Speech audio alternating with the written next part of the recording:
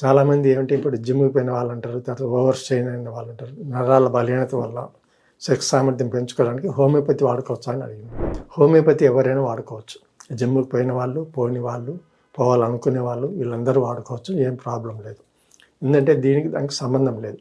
కాకుంటే జిమ్ చేసేటప్పుడు కొంతమంది ఓవర్ ఎక్సర్సైజ్ చేస్తారు, దానివల్ల మజిల్ టోనిసిటీ తగ్గిపోయి లేదా నరాలు ఇదైపోయి ప్రాబ్లం అనేది ఇంకా ఎక్కువ అవుతుంది. కాబట్టి వాళ్ళ బాడీ శరీరానికి సరిపోయిన విధంగా ఎక్సర్సైజ్ ఉండాలి.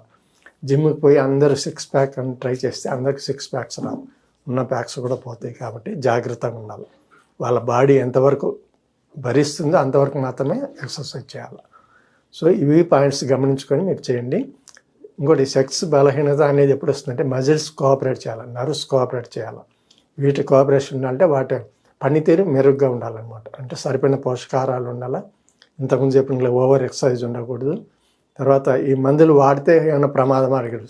హోమియోపతిలో ఎటువంటి ప్రమాదం అనేది ఉండదు. ఇది ఎంతసేపు మంచిగా చేస్తుంది అనమాట.